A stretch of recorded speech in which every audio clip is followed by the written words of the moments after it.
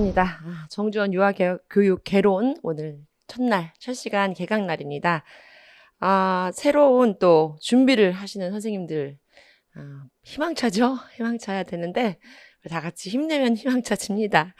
자, 유아교육 개론부터 시작을 하게 되는데요. 이 유아교육 개론 7주차로 진행이 됩니다. 그래서 어떤 내용을 배우시게 될지 좀 우리가 먼저 보고 시작을 하게 될 텐데요. 교재가 이제 동문사에서 나왔던 교재도 있었지만 이제 좀 더 보충된 내용을 가지고 프린트물로 제가 이제 제공을 해드렸는데요.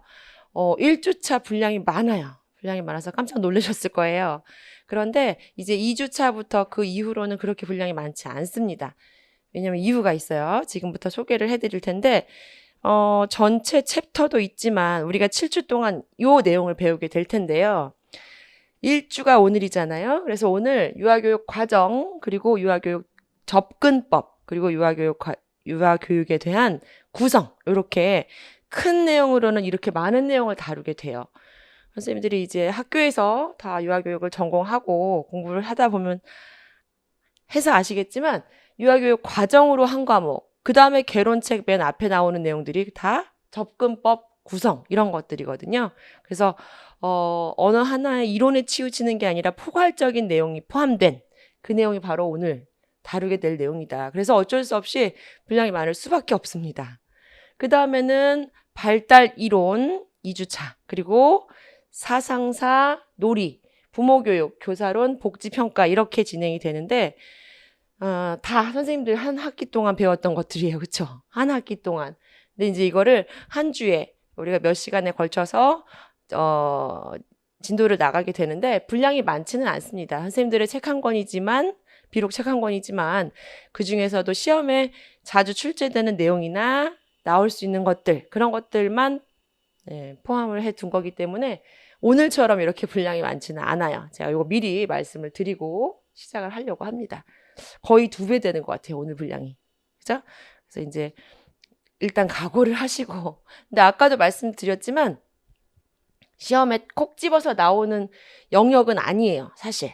근데 다른 내용을 풀 때 이 뒷받침이 없어서는 안 되는, 콕 집어서 나오기도 합니다, 부분적으로는. 그래서 그걸 좀 잘 기억을 해 두시고요. 제가 이제 시험을 쭉 분석을 항상 하면서 말씀을 드리지만 선생님들도 이미 잘 아는 것 같아서 넘어가려다가 완전 초수이신 선생님들이 이제 이 수업을 들으시니까 제가 잠깐만 좀 말씀을 드리면, 우리 유치원 교육과정 A형하고 B형 시험을 보잖아요. 그래서 교육과정 A형, 유치원 교육과정 A형, 그 다음에 B형이 8문제지만 이게 40점 만점이잖아요. 여기도 마찬가지로. 그러다 보니까 배점을 좀 생각하면서 공부를 하지 않을 수가 없습니다. 그래서 어떤 문제들이 나오는가 이거를 좀 생각을 해야 되잖아요. 제가 설명할 때 살짝 또 말씀드렸지만 자세하게는 말씀을 안 드렸었는데 이렇게 8문제에서 16문제를 크게, 그래서 그 한 문제에 반괄호 1, 2 뭐 이런 식으로 나와요. 초수였지만 기출문제는 어떻게 생겼는지 한 번 정도 보시는 건 당연히 추천을 드립니다. 자, 그래서 우리는 어쨌든 많이 알려고, 내가 알아두려고 하는 공부가 아니라 시험에 합격해야 되는 문제, 그 문제를 잘 풀어내기 위해서 하는 공부이기 때문에 좀 효율적으로 할 필요가 있겠죠. 어떻게 생겼는지, 어떻게 나올지를. 자, 그래서 합치면 16문제, 크게, 포괄적으로 봤을 때 크게 16문제가, 자, 16문항. 이 16문제가 어떻게 나오느냐. 기본적으로 우리 선생님들이 알고 있는 신의, 사의, 자 있죠. 5개 영역. 이 5개 영역 우리 3월부터 3, 4, 5, 6, 6개월에 3, 4, 5, 6, 4개월에 걸쳐서 공부를 하게 될 텐데 이 5개 영역에서 한 10문제, 11문제 나온다고 생각하시면 돼요. 그쵸? 그래서 신체운동 건강 영역 2문제, 의사소통 영역 2문제나 3문제, 사회관계 영역 2문제, 예술경험 영역도 2개나 3개, 자연탐구 영역도 2개나 3개, 다 2개에서 3개. 그래서 10문제, 11, 12문제 이 정도는 5개 영역에서 나온다고 생각하시면 되는 거예요. 그러면 나머지 4문제, 5문제 혹은 6문제 그쵸? 남잖아요. 여기서 열문항이 반드시 배치가 됩니다. 그러면 나머지 4개에서 10에서 12 그러면 4개에서 6문항이 바로 이 개론에서 출제가 된다. 이걸 알고 계시면 된다는 거예요. 그래서 이렇게 4문제만 혹은 5문제, 6문제 근데 이제 여기다가 플러스 교육과정 그 다음에 법 이런 것들도 다 포함이 된다면 딱 여기라고 볼 수는 없겠지만 그래도 여기서 4문제 혹은 5문제, 6문제 이렇게 나온다라고 생각한다면 작지 않죠? 그래서 보시면 알겠지만 놀이 특히나 이 7가지 영역 중에서도 중요한 게 사실은 다 중요해요. 뭐가 중요하다고 할 수 없어요. 하지만 이 7챕터라고 볼 수 없고 이것도 영역으로 7가지 영역, 7가지 과목들이 매번 나오진 않아요. 네. 그래서 예를 들면 거의 다 나왔는데 올해에는 뭐 사상사가 안 나왔다. 올해에는 평가가 안 나왔다. 이런 때가 가끔씩 있다는 거죠. 이해가 되시죠? 그거 말하지 않은 거는 중요해요. 너무 중요해서 놀이나 뭐 교사론은 특히나 논술과 연결이 돼서 하여간 무조건 다 나온다. 이렇게 생각하셔야 돼요. 그래서 뭐 올해는 요게 혹시 안 나오지 않을까 하고 이걸 빼고 공부한다든지 이럴 수는 없잖아요. 그래서 요 생각을 가지고 그러면 6문제 최대 6문제라 그러면 요거 30점이에요. 80점 중에서. 그쵸? 그러니까 포기할 수 없습니다. 이거 중요한 얘기지만 이제 어제 그제 지난 주에 이번 주죠. 2차 시험이 이제 치러졌어요.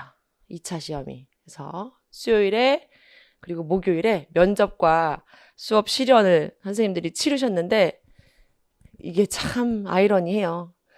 왜냐하면 1차 시험 점수가 2차에 곧 연결이 되거든요. 2차는 무조건 자신감으로 시작을 해야 되는데 다만 이제 컷 근처 컷 플러스 막 0.3 뭐 컷 플러스 1 막 이렇게 해버리니까 선생님들이 좀 위축되는 건 사실이에요. 어떻게 선발되는지는 알고 계시죠? 또 차츰차츰 말씀을 드릴 텐데 1.2배수 뽑았는데 컷으로 붙었어. 붙으면 기적이고 뒤집는 거고 떨어지면 당연한 거거든요. 이렇게 하면 이제 또 1차 시험에서 점수를 잘 받아서 합격하는 게 좋겠구나 이런 생각을 이제 저절로 하게 되실 텐데 그래서 요때 제가 이제 1월 초에 연초에 주로 많이 말씀을 드리는데 목표를 높게 잡으세요. 그래서 막 2년 3년 공부해보자 이렇게 하지 마시고 올해 1년 동안 공부해서 딱 합격하자 이걸 딱 생각을 하시고 또 2024학년도 서울 수석 땡땡땡 써놓으세요. 경기 수석 땡땡땡, 경남 수석 땡땡땡 써놓으세요. 선생님들 이름으로. 수석이요? 제가 약간 이렇게 하지 마시고. 왜냐하면 그 수석을 목표로 딱 적어놓고 공부를 하면 또 마음가짐이 달라지거든요. 그래서 수석 적어놓으면 안 되면 차석, 안 되면 3등.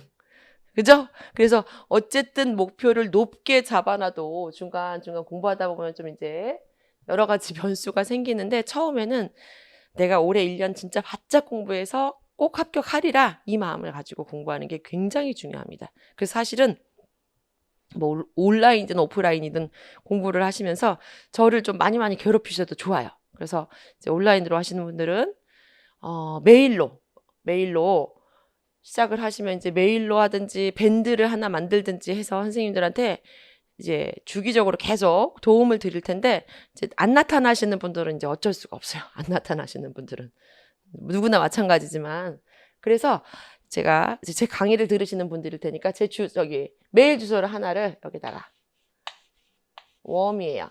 따뜻한 할 때 웜 0602 이게 제 메일 주소입니다. 왜냐하면 제가 이렇게 말씀을 드리는 이유가 기존에 썼던 다음 메일을 쓸 수가 없어요. 통합이 되면서 제가 이걸로 통합을 했거든요. 그래서 여기다가 한 메일이나 네이버 둘 다 여기다가 너무 길어지네. 한메일.net이나 똑같이 앞에 거는 똑같고 네이버 선생님들 다 요즘에 네이버 쓰죠. 컴인가? 맞죠? 이렇게 해서 웜0602 해서 한 메일이나 네이버로 저에게 이제 메일 한번 보내주시면 밴드 초청 혹은 과제물 따로 이 선생님들 관리를 제 열심히 해드리면서 그렇게 1년을 열심히 해보시면 됩니다. 그래서 선생님들한테 또 한 가지 말씀을 드릴 것은 올해 2023년이 이제 됐지만 우리는 이제 2024년을 바라보고 사는 사람들이어서 2024 대비 이게 이제 계속 우리가 생각을 해야 될 내용인데 2023학년도 대비 공립유치원교사를 적게 뽑았어요. 그렇죠? 그래서 많은 분들이 이제 실망도 하셨고 그래서 좀 상황이 조금 달라진 상황인데 그럼에도 불구하고 항상 붙는 사람은 있다는 거예요. 그래서 왜 내가 이 시험을 응시하려고 하는지, 왜 준비하는지, 왜 이렇게 공부할 것도 많은데 이걸 시작하는지 이런 것들에 대한 다짐을 다시 좀 하시고 좀 확실하게 열심히 해보자 이런 좀 마음가짐을 가지고 시작하시면 좋겠습니다. 아시겠죠? 자, 오늘 1주차예요. 내용은 많아요. 분량이 많은데 이 개론 같은 경우는 다독이 중요합니다. 다독. 그래서 이 많은 거 제가 하나하나 다루진 않을 텐데 어떻게 공부하시면 된다. 그리고 중요한 건 설명드리고 이렇게 갈 거기 때문에 잘 따라오시면 돼요. 강의 잘 듣고 개론은 하여간 계속 여러 번 읽어서 내 걸로 만들고 더하기 나는 이거 다 마스터 됐다. 혹시 그런 분들은 본인 교과서 있잖아요. 본인 교과서 우리 학교에서 나온 책이 뭐 잘 나왔든 못 나와도 상관없습니다. 우리 학교에서 나온 책이 너무 활동만 많다면 이론이 많진 않아요. 그래도 앞부분에 이론이 있잖아요. 그렇죠? 각 교과서에. 그래서 이제 그런 책들로 조금 더 본인이 보충을 하면 훨씬 좋다는 거죠. 이거는 어떤 강의를 들어도 마찬가지예요. 아시겠죠? 자, 그래서 이제 진짜 본격적으로 유아교육 과정 접근법 구성 맨 앞에는 이제 제가 전체 7주를 포함을 시켜 두었고 그래서 이 유아교육 개론이 이제 이렇게 구성이 되는데 오늘 챕터 1, 2, 3, 4까지 가는 거예요. 그래서 유아교육 과정 접근법과 유형 그리고 유아교육의 프로그램 제가 이제 제목이 길어가지고 프로그램을 따로 쓰지는 않았는데 같이 연결해서 프로그램 그리고 유아교육이 어떻게 구성되어 있는지에 대한 내용들입니다. 뭐 어려운 내용은 아니에요. 다행히도 분량이 많지만 그래서 어렵지 않게 따라오실 텐데 아까 말한 것처럼 듣고 지나가서는 안 되는 내용들이기 때문에 잘 들어주시면 되겠습니다. 오늘 요 4가지 내용 볼게요.